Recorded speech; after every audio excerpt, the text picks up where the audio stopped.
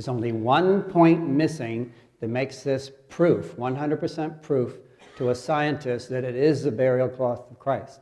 I'm going to only tell you that at the end, what that one thing is, okay?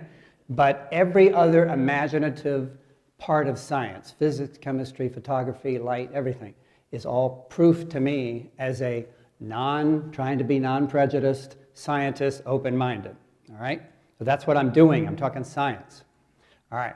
So first thing that happened to me when I was exposed to the Shroud of Turin is I got mad. Why did I get mad? Because I went to Jesuit high school. I went to Notre Dame. I did all this studying in all these schools. I never heard of the Shroud of Turin. So in 1976, I was over at USF doing internal medicine residency and allergy fellowship, and I'm looking at TV like everybody else. 1976, Shroud of Turin show pops up. What the heck is that? The burial cloth of Christ? I mean, I never heard of it. I don't believe it. How come nobody told me about it? What's going on? All right? So what did I do? Did I decide to just throw it out as nonsense? No. I knew because it existed, and I was practicing Catholic, that I had to confront it. I had to confront it as a scientist and decide whether I was going to think it's one of the million pieces of 1,000 crosses or whether it really has some validity scientifically. So I had to approach this from what I know the most about in my whole being, which is allergy, pollen and allergy, all right? So I looked at the Shroud studies that were well done, and I convinced myself slowly that the pollen information on the Shroud was accurate, could not be faked. Then as a doctor, I looked at the blood and the clots, and I looked at the flow of blood, and I read Barbet's book of 1930-something. And I slowly got convinced, and actually got a little chill every night, that this scientific object was telling me what in my heart I believed. And it was astonishing that a physical object was proving to me what I already knew was right. And that to me was the first, and I think most of you, if you ever come to this belief, you will say that's the first time a physical object proves that Christ is real, Christianity is real, and everything we believe is real. All right?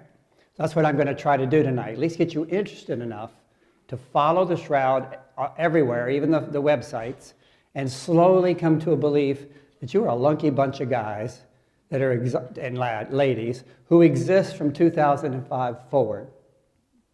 All right? Because only at this point, 2005, is it almost irrefutable that this is true. All right? So you know where I stand on that. All right, so let's start out by a semi-scientific statement. I guess you could say it's scientific. The Bible exists. All right? In the Bible, it's true. There is a quote, Joseph of Arimathea bought a linen cloth, took down the body, wrapped it in the linen cloth, laid it in the tomb that had been hewn out of rock. All right? So this is an artist's depiction. Am I blocking the picture? Okay.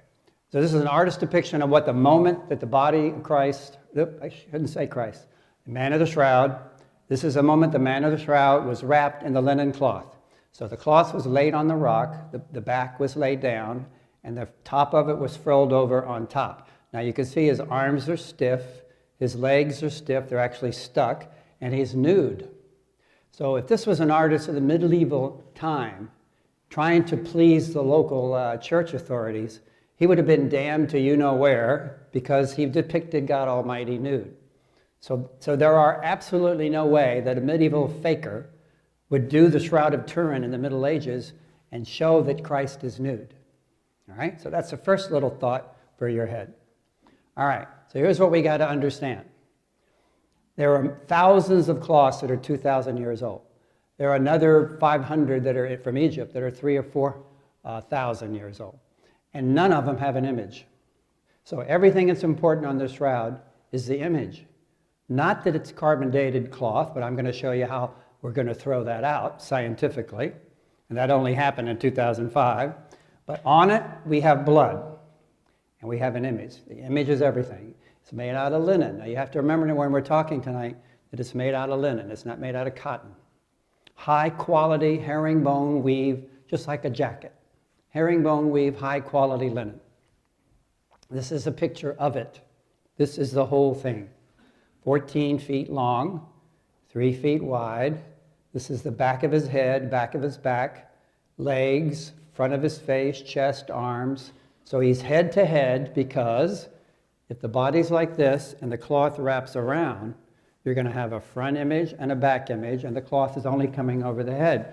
Where the feet are, it's just into air because the cloth which didn't make it all the way around the feet.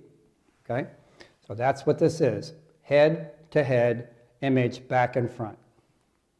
This is a close-up. Now, as we get more detail and closer up, you start to get a little more interested. These are burn marks. Whoops. These are burn marks where there was a fire and it was in a silver casket. Maybe somebody was trying to destroy it, but drips of molten silver burned the holes in. So try to ignore that. It went right through the cloth when it was folded over.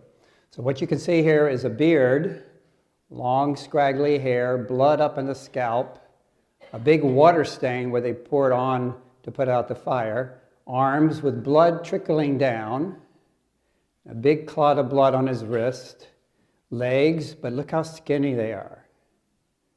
Look how he doesn't have ears or cheeks. We're going to tell you what 2012 says about that. Here's his back. He's got a ponytail, long, fluffy hair. You see all that hair? Does it look like a hair blower? He took a hair blower while he was dead and blew his hair, or somebody did it? That is not matted down, stuck together, bloody hair. That is hair-blown hair. I hope you can appreciate that. There's over 120 scourge marks here. He's nude. His knees are drawn up in this position. Sorry, I can't raise both legs. But when he died on the cross, and it fits with the Bible, he was there for 2 hours dead. And in 2 hours, rigor mortis sets in. You all know what that is, right? Okay. So this body was enveloped in the shroud in a state of rigor mortis with all this evidence, blood coming out of his feet. When I first heard that the Shroud of Turin had all this evidence that masked the crucifixion, I knew it was a fake. How could they do such a convenient thing but put a picture with all the details of the crucifixion? So obviously some, very good artists in the 1500s did that to please the local bishop, all right? But not after I started studying it. All right, so we're going to tell you where the shroud has been and why we know it. All right, we have two types of evidence, circumstantial. That means from the time of the crucifixion, approximately to 1357, there is no real proof that the shroud existed except for a few statements in literature, many pictures, and many traditions. All right, so I'm going to show you how all that comes together to really make it authentic, almost 100%, but not as much as here, 1357 to 2014, when actually it's written down and there are many witnesses. All right? So quickly, this is where it started, obviously Jerusalem. And during the persecution of the Jews and the Roman destruction of all the temples, around 60, 70 AD, they think it was taken to Edessa, Turkey, and it remained there under the control of the first Christian city king, King Apgar, who was, legend has it, cured of leprosy by touching the shroud. So at that point in time, he became a Christian. Of course, he's a king, so everybody's a Christian, too bad, like it or not. So that was the first Christian city. Now, what's important is that there's historical data that maybe 2 or 3 generations later, his sons or grandsons took over and reverted to paganism. So at that point, the mentioning of the shroud disappears. So the theory then is the believers hid it, all right? So it disappears until 525 AD, all right? Now, why do we think we know that date? 2 things happen in 525 AD. There's an archaeological flood in Edessa, Turkey, all right? And the walls are kind of beat up, falling apart. And the way the story goes, they were trying to fix one of the walls, and inside the wall was a box with a shroud in it. So it was rediscovered. Now, to pin the date to 525, this is going to be very interesting. This is an artist drawing pictures of Jesus' face before 525. Clean-shaven, young guy, short hair. These are mosaics in some of the churches in Edessa. All of a sudden, every single painting and mosaic done after 525, this is done in 550, a painting, has the image of Christ in an artist's opinion with long hair, beard, mustache, a lot older looking than 20. This is 14 years old. This is 32 years old, but a lot older looking, okay? This is actually carbon dated to 550 AD and is a painting that's in the Sinai Peninsula. So from that point to 2014, all of you recognize this as what we think Christ looked like. Before, not used to that shot. All right? So what made him do that? They were looking at the face of the Shroud of Turin. All right. This is a digital overlay of the face of the shroud put in the position of the painting to show that the painter did a mighty good job. So if you put the distance between the middle of his eye, here and here, distance between his tip of his nose and his eye, the wideness of his mouth, the distance from his eye to mouth, the distance of his beard, it matches up in 180 points called points of congruence. So the features of the man in this picture matches the shroud man in 180 positions. This can be used in a court of law to prove somebody guilty, and you need about 37 points of congruence, not 180. 550 AD. So that's, you know, I'm not making this up. This is real. So this makes it, to people that study it and understand it, it makes it pretty convincing this has to be something real. All right, so 944 rolls around, and the Constantinople, the Byzantine era is a very rich city, very powerful city, strong armies, and they were gathering all the relics of the crucifixion. But they didn't have the shroud, but they knew the shroud was in Edessa, Turkey. Fortunately, at that time, the shroud was under the control of the Muslims, who were weak. That's fortunate. When they're weak, the king of Constantinople sends an army over and says, give me the shroud or you're dead, essentially. So they give up the shroud, and the shroud ends up going to Constantinople from 944 to 1204 in this massive cathedral, and they called it the name of the Mandylion. When it was in Edessa, Turkey, it was in a frame folded up. So all you saw was the face. When it gets to Constantinople, they actually open it up, and they see its full length for the first time. This is an artist's depiction of the face of the man of the shroud, soldier, the general, and the king receiving the shroud. All right, now, here we go to some real, almost 100% irrefutable scientific statement. The carbon dating that you haven't heard about, but you heard about the carbon dating, said it was a fake, right? Well, if you didn't know, in 1988, carbon dating, which I'm going to tell you was wrong, proved that this was a fake at this point, saying that it was invented, the shroud was put together, the linen harvested out of the ground, somewhere between 1260 and 1390. The linen came out of the ground, all right? So a medieval artist had to paint it. Well, there is a reference in the inside of a Bible that's in Hungary, and this is carbon dated to 1196. Now, look at what's on this painting. This is the preparation of the body on Good Friday. This is an artist's picturing of the inside of the Bible. And this is the resurrection scene where the women come and there's nobody coming to anoint. Now, let me show you the details. So this top being anointed, ready for burial, is a man with crossed arms, long hair, nude, and the big deal is here that cannot happen by accident. He has no thumbs. What would make an artist paint a picture with no thumbs? Why would he randomly try to paint a picture with no thumbs? Why would he in the medieval age paint a picture of God nude? Okay? Now that's just 3 of 5 things. All right? So there you go, no thumbs. I'm going to tell you the explanation in a few minutes. Now, in the bottom half, you have the Shroud of Turin herringbone weave. There's your herringbone weave. And then you have the unbelievable fact that on the Shroud of Turin, there are 4 burn holes in the shape of an L, and lo and behold, they're on this painting. What would perceive by accident for a man to put 4 burn holes in the shape of an L on a picture? What would make him draw a picture of a man with no thumbs? You put all these things together, and the man that drew this picture in 1196 had to be looking at the shroud. It's over 1 chance in a million that he put all that together by accident.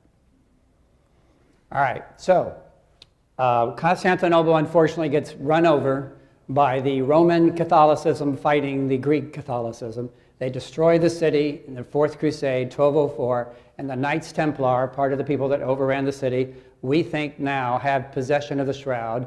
And in 2009, a Vatican archivist, Barbara Frail, saw a quote that said in 1287, the Knights Templar worshipped a bearded man. So the theory is it was in their possession, the Knights, 1204 to 1357, and they're part of the team that overran Constantinople. All right, so that's the end of the supposition. This is the fact now. 1357, depicted in white, the Shroud appears in Lire, France, moves to Chambéry, and then finally moves to Turin, where it is now. So why is it in Lire, France? Because the owner, first owner to ever show the Shroud in public was the son of a Knight Templar that was at the right age to be there for the overtaking of Constantinople. So the theory goes that his name is Geoffroy de Charnay, is part of the receiver of the Shroud when they took all the good relics out of Constantinople, and his son, same name except Geoffroy de Charnay II, was the first to have public showings. Then it got back to the Pope in a few years, and he felt it was all real, so he issued a papal bull that it would be a complete indulgence to visit it. So the visitors used to come from all over Europe to visit the Shroud so they could get an indulgence. Well, what do we have here? We have a souvenir from one of the visits. This is a piece of metal that's about 5 inches by 6 inches, and it contains the front and back image of a head-to-head nude man. So this has got to be the Shroud.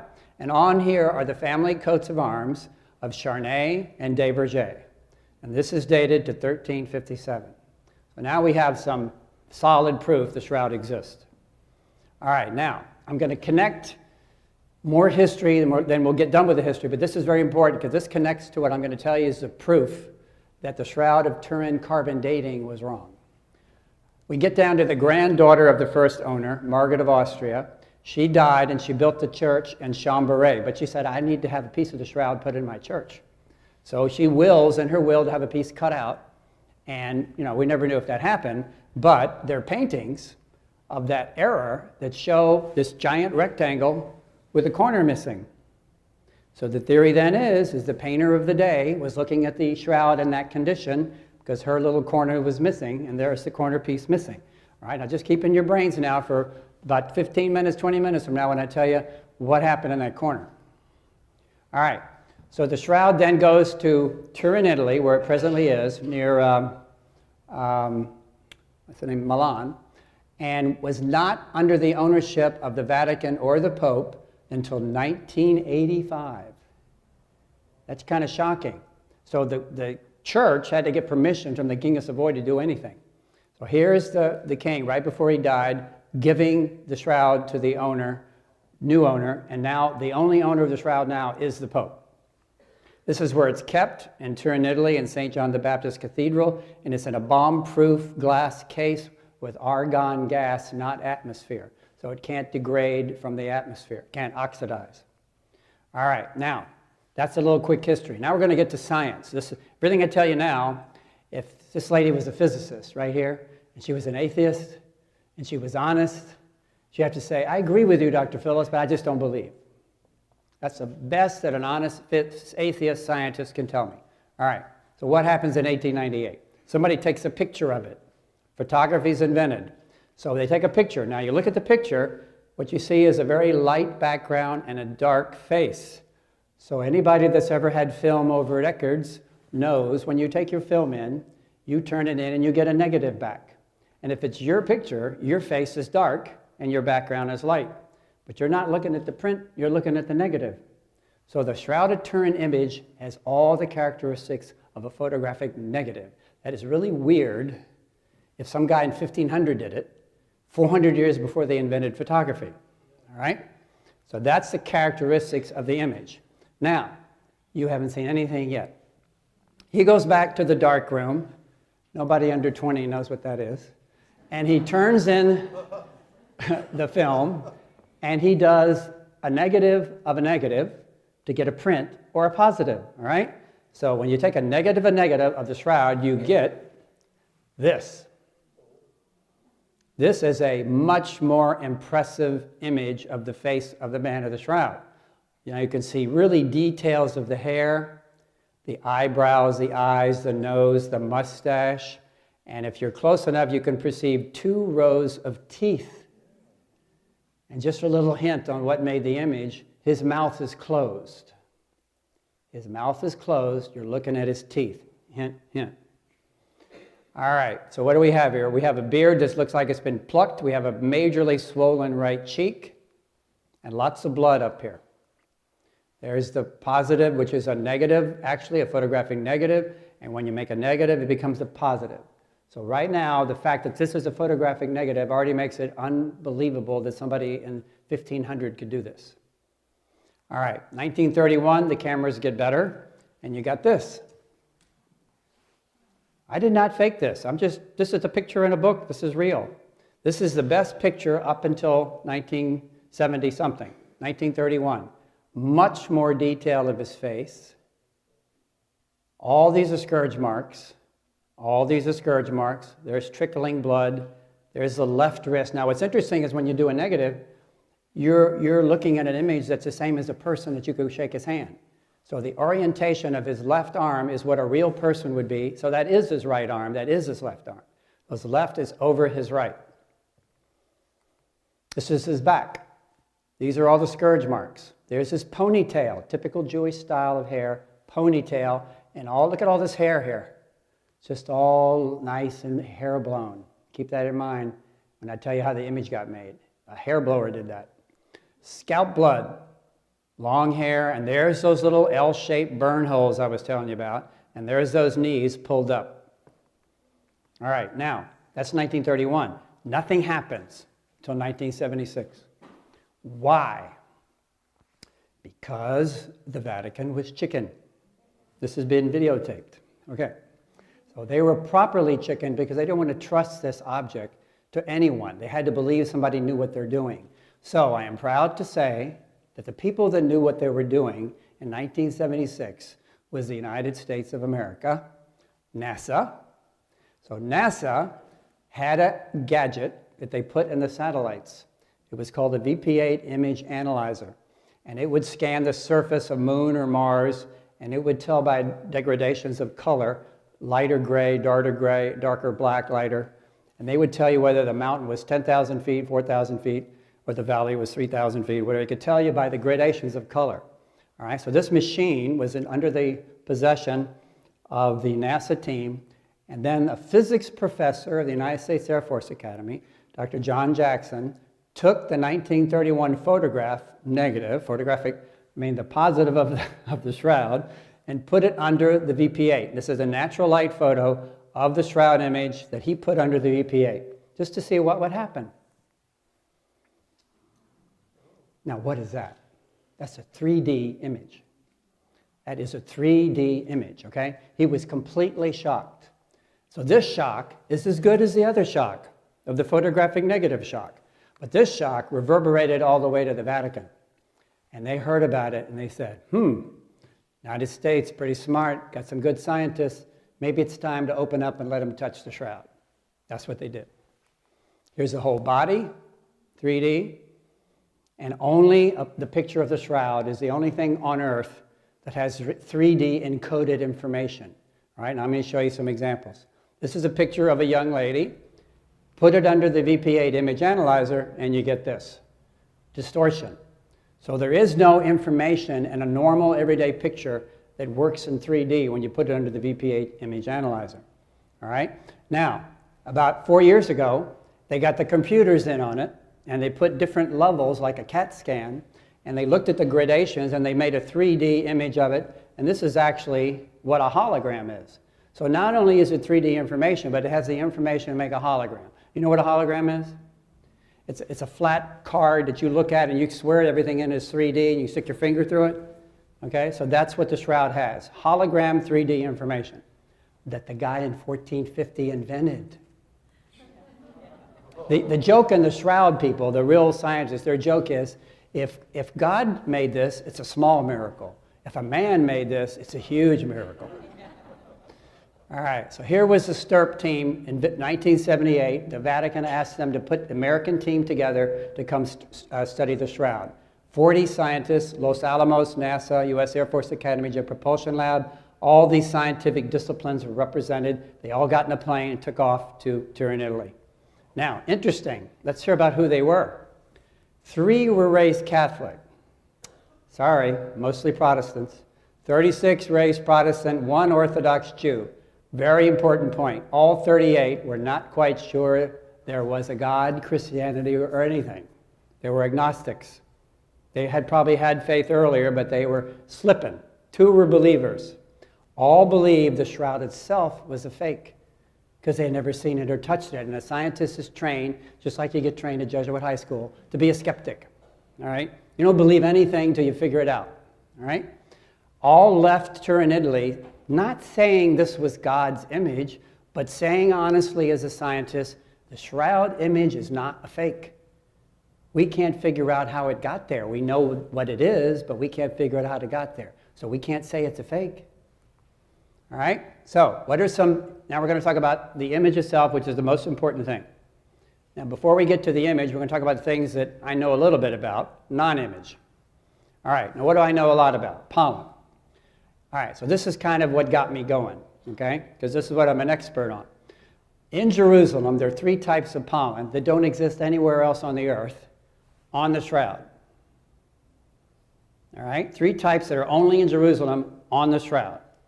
14 types that only exist in Israel on the Shroud. 58 types that were just what I just gave you, its little history.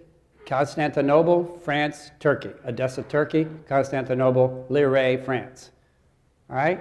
There's no pollen from any place else on it. And the pollen is unique. The pollen in Tampa, Florida is different than the pollen in Atlanta and North Carolina. And I deal with that all the time. So it took that thing to start convincing me something's on with the Shroud. All right? This is very interesting. Look at that pollen. That looks a little scary. Well, you should be, because that is the pollen of a thorn plant. And the name of the thorn plant that exists only in Israel is Gundelia terniforti. On the Shroud, this is the most represented pollen of all the other 58 species. There's more of that than anything else. But what do you think that came from if it had little sharp objects in the plant itself? Okay, the theory is that this plant made up the crown of thorns. All right, now, when they got there to Turin, the blood on the Shroud was not black, like all of them expected, being forensic experts. It was reddish. It looked way too red. So they're all looking at it from, 15 feet like, what? That's just paint. That's some kind of fake stuff. So when they got closer and studied it, obviously they changed their mind. But this is now 3 months later. I'm going to jump ahead, because they took blood samples home and they studied it, and they figured out the blood type on the Shroud is AB, which is a rare type in the world, you know that. But in the Sephardic Jews, there is a higher percentage than in the rest of the world. Now this you probably never heard of. All right, so in the primate family, which we say we are members of, there's another marking system for red blood cells, M and S. M and N are part of the primates, the gorillas, the monkeys, all that. But the S marker is only in humans. The blood on the Shroud has M and S. So the faker in the 1500s did not put monkey blood all over the Shroud when he was faking it, all right? It had to be human blood. I don't know who, said I'd give up some blood. The white blood cells mixed in the blood do have the X and Y chromosome, which can be easily identified. The mama and the dada chromosome. Is there a priest here? There's no priest here. I can't tell you where the Y came from. All right, so the good news is DNA is also not in a perfect form that you can clone another person out of that DNA. So we're not going to have Jesus 2 and Jesus 3 to worry about. It's degraded DNA. Never will, I can't say never because science says who knows. All right, so now you're looking at the red blood cells of who? The man of the Shroud. You're looking at the red blood cells of, if I stepped outside of my science talk, Jesus. Jump back in. That is his red blood cell. This is the 2 red blood. all over the fibers of the shroud. So why is it too red? Because blood contains a colorful product in it called bilirubin. And in all red blood cells, bilirubin is what makes blood red. Now, if you beat somebody up and torture them like crazy, you're breaking the red blood cells that are in his circulation. You're just smashing them, and they're leaking out bilirubin into his intact circulation. So when that bilirubin goes up in the blood, the other red blood cells that have not been broken down absorb the bilirubin, so the content of the remaining blood cells that have not broken goes higher and higher and higher with bilirubin. So when it finally bleeds out, it's way redder. They didn't know that for 3 months. That's how long it took for them to figure out why the blood wasn't black. It's filled with bilirubin. So now we go back to the medieval forger. He had to use human blood, but he had to also know about bilirubin so he could torture the guy, beat up his blood so it had more bilirubin. Really smart guy. All right, now we get to the most interesting part of this whole talk for me. This is stepping outside of science. This is an image of Jesus, in my belief, that was a miracle. But the good news is, between 1978 and 2014, I'm going to be able to tell you what all the smart guys have been able to tell me. How's this image happen? Can you believe I just said that? How this image had to happen according to the knowledge we have. Of course, I have to put that preface. According to the knowledge we have of physics, chemistry, and photography. All right.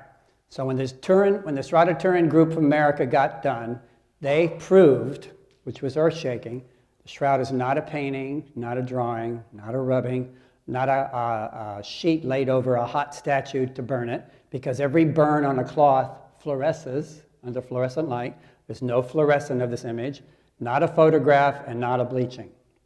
So when they proved that, what's left? What's left is, I don't know.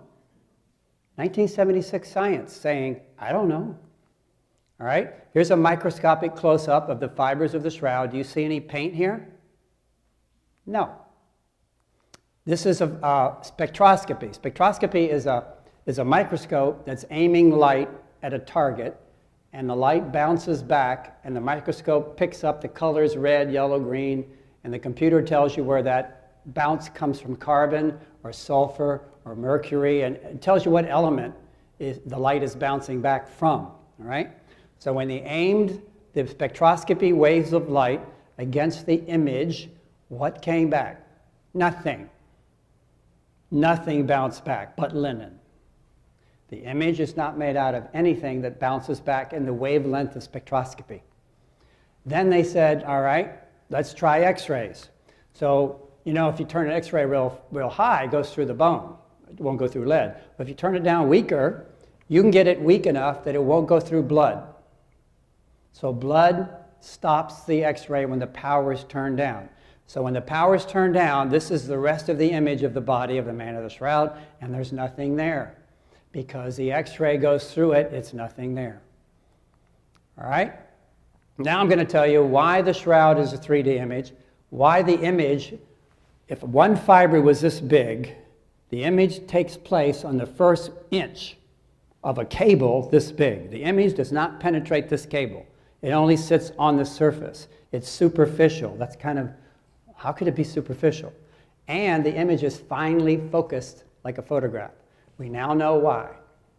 All right, bear with me here a little bit. Here's the man of the shroud. Here's the blue shroud. Here's the points of contact: forehead, nose, chin, chest, hands, knees, toes. At the points of contact, the image is the strongest and the darkest. So whatever came out of that body would, of course, be stronger where it was touching. But what makes this not be just an oozing of a diffuse gas is it jumps 4 or 5 inches and still leaves an image. So if a gas comes out of something, goes far 4 or 5 inches, how can it remain focused? All right? So it was not a gas. It was not touching. So whatever made the image darker at the touching and not quite as dark further away was a radiation of some kind. Now, of course, we don't know what radiation, but it had to be radiation because it had to jump space.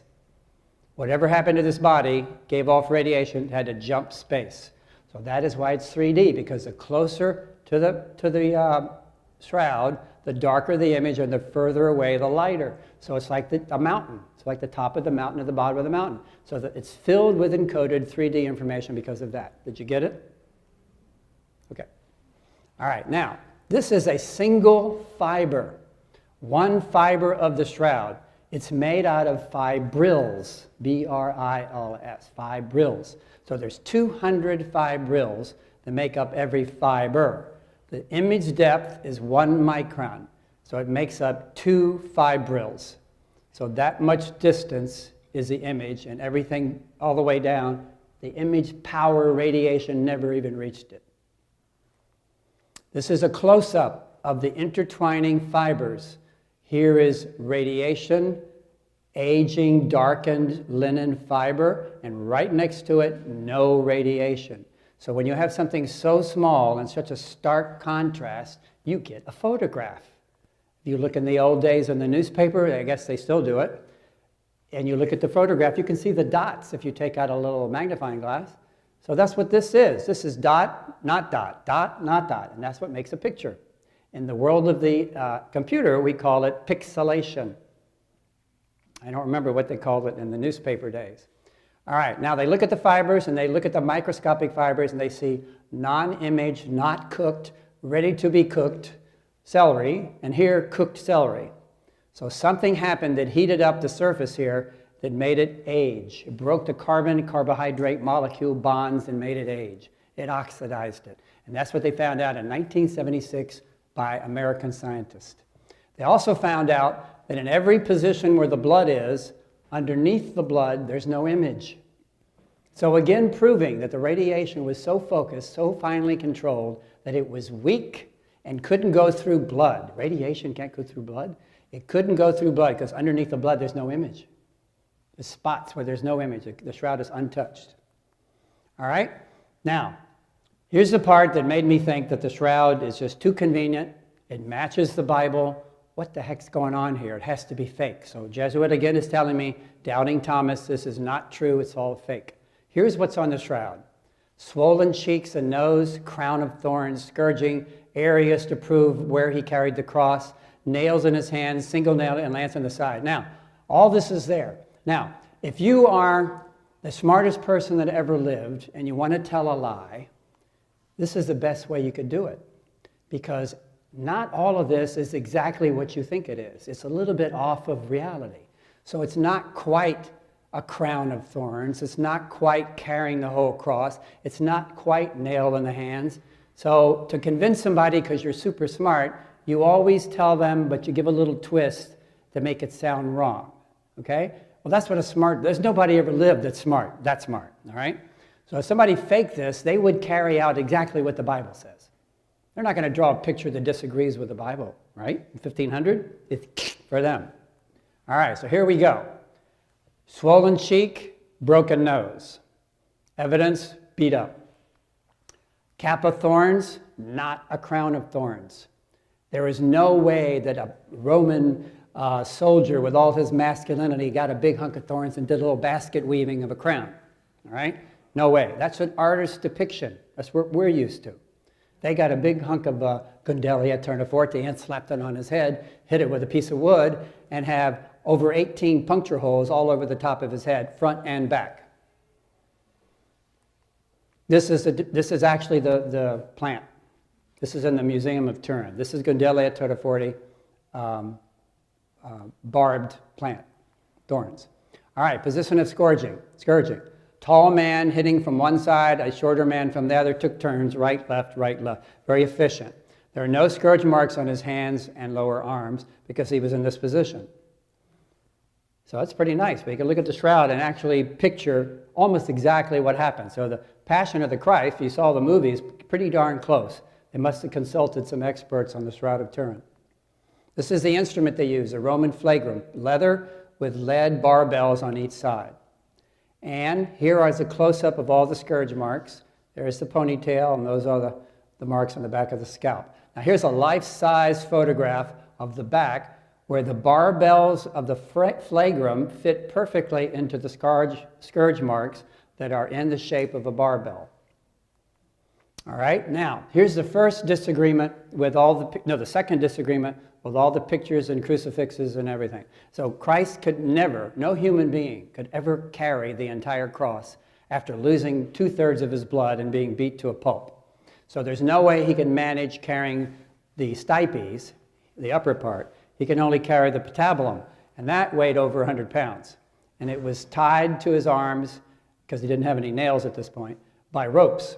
Now, how do we know that from the shroud?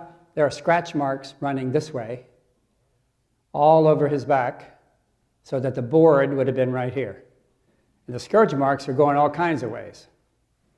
All right, so those are friction abrasions. Okay, this is another thing. Now, this is going to convince any doubting Thomas in this room that this is an authentic burial cloth of the man of the shroud, which I'm going to not call Christ just yet.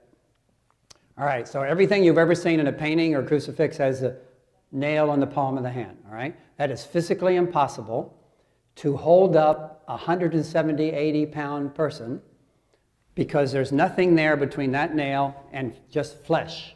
There's no bone, there's no support structure, all right? So the shroud shows that. This is fingers, and that is a wrist. This is a position of the wrist where the nail went in. These are his carpals and his metacarpals. So it looks like long, long fingers, but what you're really seeing is the whole bone all the way back to the wrist. Here's the right hand, and there's no thumb. Now pay attention to this, because that's going to match that Hungarian Pray manuscript, and there's no thumb, all right? Where's the thumb, okay? The thumb is not there because when you put a nail here, it goes through and it cuts the median nerve. The median, M-E-D-I-A-N, nerve controls the motor muscles of the thumb. So when it's bisected, it goes into spasm and it hides behind the hand. So when the image is created, you see the whole hand, but you can't make out the thumb because it's hidden in this mess here. All right? That's called destot space. You want to find out where it is on you? Take the back of your hand, push around your wrist connection right about there, and you're going to feel a circle of nothing where there's no bone. That's called destot space, and that's a nice convenient place to whack a nail that'll go right through without bouncing off, and the Romans got to go chase the nail somewhere and do it again. So they knew where to put the nail, destot space. And there's where it's put between the metatarsals, another nail. And so I got to see these nails in the Museum of Turin. We went to see it, my wife and I, when it was under exposition in 2010. The shroud was under exposition. And by the way, it's going to be back under exposition 2015 because Pope Francis loves the shroud. Now, he hasn't said it's the burial cloth of Christ, but instead of waiting from 2010 to 2025, he has jumped it by 10 years. You haven't heard the announcement yet. It's going to be April 2015. Next time, it's going to be available for everybody to see it. So what this nail does is you can hit it with a glancing blow sideways and the cap comes off. So if the cap comes off, it's easy to get the person off the cross to get to the next crucifixion. So here's a nail going through the foot, and all over the bottom of the foot is travertine aragonite, which is the dirt of the crucifixion area and the entombing area. That is the dirt there. And that dirt matches if you go get a sample from that area and you match it electronically, it matches up. Well, that was all over the shroud. Now, could you see it with your eye? No, only with a microscope. So the guy, again, before the microscope was invented, was sprinkling little dirt by the feet so he could confuse the heck out of us in the 20th and 21st century. All right, now we got the spear between the 5th and the 6th rib of an already dead man of the shroud. So to understand this is going to be good for the Bible because it's exactly what the Bible says. When you put blood drawn out of your body into a test tube and you don't let air touch it, what happens in 2 hours is the red blood cells sink to the bottom. What stays at the top is called plasma, not serum. Serum is what happens when air hits blood and the blood clot retracts and what's left is serum. So this is in a test tube. So this is now bleeding into the pleural space above the lung. That's a potential space. It's like a potential sac where when somebody's tortured, you leak blood into that sac and it fills up. So the whole sac of the pleural space fills up with blood. He dies. 2 hours later, the red blood cells go to the bottom and sit there. The plasma goes to the top. The soldier puts the spear in, and what do you get? Do you get water first? No. You get blood and water. Exactly what the Bible says. And here's watered down blood leaking all over the shroud out of the right side of the image of the body of the man of the shroud. Now, I was talking about the medieval guy. I hate to beat him to death, but he also had UV fluorescent light in his possession, because only a scientist in the 20th century knows what that is, and you can only see the serum line of the blood that dried. The blood dried, it formed a clot, and what's left is this yellow stuff that is serum and fluoresces with UV light. Otherwise, your eye cannot perceive it at all. But this guy is getting smarter and smarter.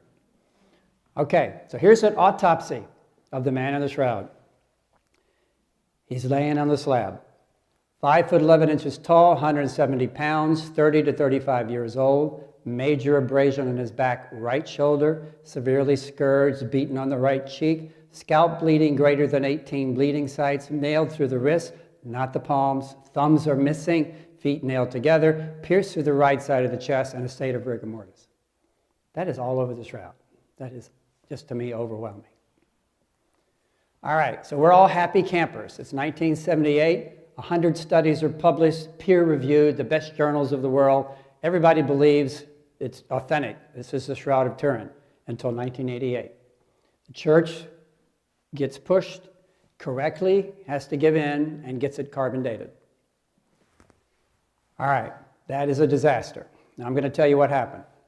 Oh, this is the guys that did the carbon dating, the heads of the 3 labs. The Shroud is 1260 to 1390, ha. That's exactly what they look like they're saying here. Now, I'm just making that up. That is not scientific, right? Do you agree with me or what? They look pretty darn smug and happy. So the whole world now knows the Shroud is a fake. But unfortunately, the scientists from America believe this too. All right? So they shut down. And me, I'm devastated. I'm saying what a dupe I was. I believed all these other facts, and now carbon dating has proven the Shroud is real. All right? But a little being inside of me said, maybe something else happened, and there's something wrong with the carbon dating. You know, I kept saying it, but I didn't have the nerve to call up the scientists, write letters to them, actually beat them to death with my ideas. But these people did. These are the real, true people with faith. And the Shroud scientists from America had to deal with them with all their suggestions on what was wrong with the carbon dating for 13 years, and they called them all the wonderful name, the lunatic fringe, because everything they said didn't make any sense. These are high-level scientists, okay? But they dealt with it, all right? One day, August 2001, a member of the lunatic fringe, Sue Benford and Joe Marino, hit a home run. That's Sue. She was watching TV in 1997, and she heard of the Shroud for the first time, and that's her husband, Joe Marino.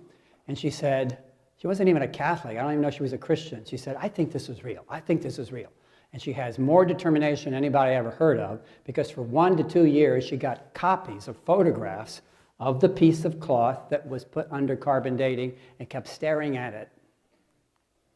Here's what she saw. This is the cloth that was cut off for the carbon dating. This was published 2001, noticed in 2001, published in 2008.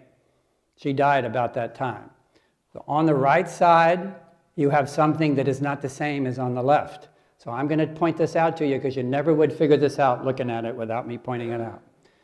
Do you feel that there's closer and many more full white tufts of cotton lined up here, and these are scraggly little beat up tufts of cotton? Do you feel that the alleyways between this cotton is skinnier and the alleyways over here are thicker and bigger and wider? Do you have that feel? Okay, that's because I pointed it out. So right down the middle is where she proposed a weaving was done. So you remember the Austria lady who took the piece out and cut it? Okay, so she developed a theory that what was actually sent for carbon dating was a combination of a medieval patch job, 100% cotton, mixed with linen of the year whatever, 0. All right, here's a close-up. There's those big tufts of cotton, and there's those skinny little rail, and there's those beat-up tufts of cotton and the big thick rail. Now you can see it better, right? Okay? So that's what got her interested. So she went to textile experts in New York, and they said, you're right, I think it's a French in-weaving or reweaving. So she goes back to the original carbon dating moment in Turin. International protocol, all the American scientists, Italians, French, Germans, everybody said, go over the whole shroud and take 6 samples, 6 different places. Then you'll get it right. The Turin scientist and cardinal at the last second threw that whole protocol out the window and took 1 sample site only. Huge mistake. Not necessarily because of the 1 sample, it's because of where they chose. They chose to take it right up in the corner where that little patch job was, and it's actually about the size of this red marker that was taken right out of here, not here. That's still missing. That's an undercoating of cloth underneath the shroud. The shroud is missing this still. So they took it right here, all right? Close to where there could have been a lot of activity. All right, and this guy, the original chemist from Los Alamos, who studied the shroud back in 1978 with the American team, did a study from 2001 to 2005 after listening to Sue Benford, who, by the way, was a nurse, not a physicist, not a doctor. We're too dumb, okay? But guess what? The dumb nurse and the dumb doctors are the ones that, I wasn't a doctor, but the nurse is one that thought of all this. So a nurse gets the credit, calls up the high-level scientist. He gets intrigued after first telling her he didn't believe any of it. Gets back on the phone and says, I think you're right. Because he had samples left over from the C14 dating. He had samples from 1976 when they had a few threads, and some from 1978 when they had other threads. So he publishes, after getting other people to help him, and 4 years of study, in Thermochima Acta, published in January 2005, that what was actually sent to the lab to be dated was a remending of the shroud with cotton put together with a linen. And here in the microscope, we see cotton fibers and linen fibers mixed together. And more impressive is end-to-end sticking, one fiber sticking to another. This is cotton, this is linen. That's how good they were. Remember, this was a potential 1500s when this reweaving took place. And the French had the best tapestry weavers of the world. So they easily could have done this patch job. They could have taken a secret piece and put a patch job. The king could have done it. And here is cotton dyed to look yellow. Cotton, you know, is white. And linen, end-to-end fibers with all the little fibrils. And another original linen and a little over-dyeing of the medieval cotton. Okay, that's how good they were. So this is the sample. Over here, this still exists in Turin, Italy. They haven't done anything with it. It's reserve. This is what was sent to the 3 labs, 3 different carbon-14 labs. So they dated it somewhere between 1238 and 1430. This is the reweaving cotton area, and this is the original linen area. And as you go left to right, it gets to be more and more cotton. That's why the date keeps going younger and younger. All right, so what happened in 2005 is absolute proof. Everybody's happy. The shroud is back. Carbon-14 labs, they did a good job. They were given a bad sample.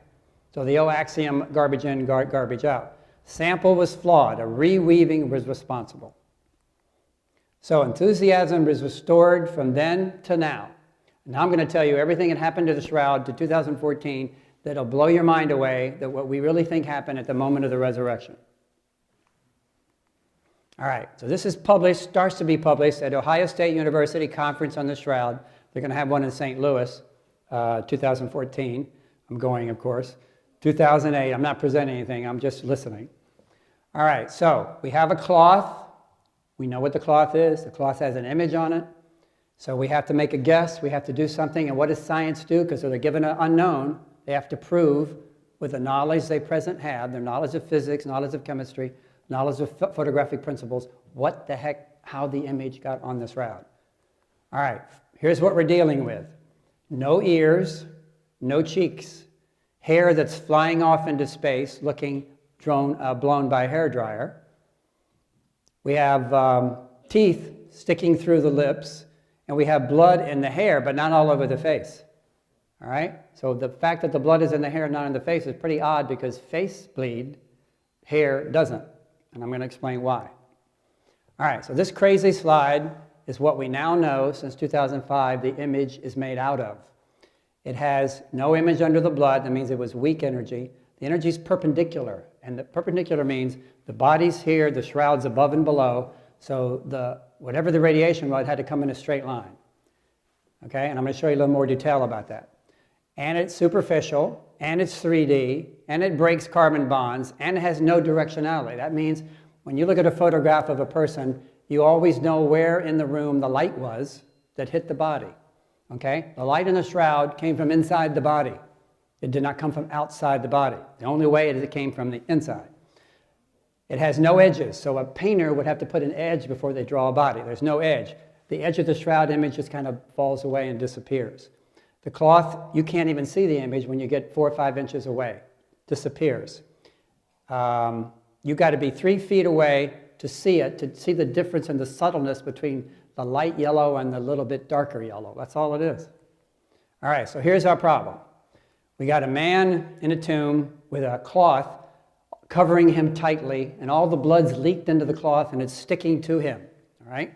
Now what we got to do is get him out of that shroud without breaking the blood clots. Because every blood clot is pristine with perfect edges and hasn't been touched. There's an example. There is a blood clot, no broken edges, pieces of it didn't go stick into the cloud because the man of the shroud stood up and took the shroud off.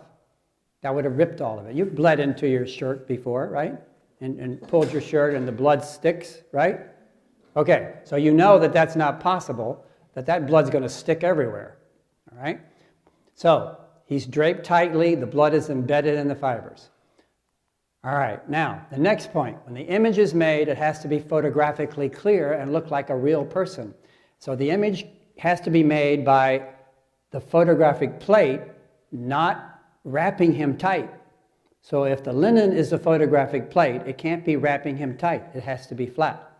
So if it's not flat, you get cylindrical distortion, and that's what he looks like. If you get it flat, you have the image we have. So the shroud had to be flat. So this is the only way that our knowledge of science and physics today, this may change next year, that the resurrection had to happen. First, the shroud had to unwrap in a way that the clots didn't break off. The image went up and down. All the image that came out of this body that was turning into energy, of course, came out at 360 degrees, but there's nothing on the sides and nothing on the feet. So remember I said there was no ears and no cheek, because all that energy that turned into an image went this way. You know, it's coming off in all directions. So the image only went perpendicular. And the body doesn't weigh anything. Because if you look at the image of the man of the shroud, there's no pressure on his legs and rear end and back that, like you would expect, all that weight on a hard rock. There's totally curves. There's no pressure. The clutch had to detach undisturbed from the body, no gravity. Shroud unwraps. The body does not move inside the cloth. All right, so here's the body. Here's the cloth. And there's all the body turning into energy with all the particles, electrons, protons, neutrons, whatever makes up the atom, coming off in 360 degrees and going, you know, who knows where. That's what we think happened. And what is that? It's called dematerialization. So we do that when we set off atomic bombs. So we know dematerialization happens every time there's an atomic explosion. The mass of the radium versus the square of the velocity of light equals the energy relieved. So all the matter of that body turned into pure energy and went somewhere. All right? I'm not kidding. That's exactly what happened. Star Trek had it figured out a long time ago. All right? His physical atom image turned into energy and went somewhere. Well, we're not going to figure out exactly how that happened, but we sure know how that event affected the shroud's surface. That's what we know. So, the preponderance of the evidence, enough to convict somebody in a court of law, is overwhelming. All these details, put them all together. Is this a fake because carbon dated said it was made in the Middle Ages? Or is the carbon dating wrong and the other 100 things I said are accurate? Don't you have a problem figuring out that if we're so smart in the 21st century, we still don't know what made the image? That's convincing that it is not in our capability. And the image had to be a form of radiation, and we may be 500 years from now before we know it. So this is what God, Jesus said. Look closer. I have given truth into the world. Bring it into the light. Now, I am done. I want you to go out there and read more about it and carry this image in your mind and make it real and tell everybody about it. So thank you very much, and I'm opening the floor to questions.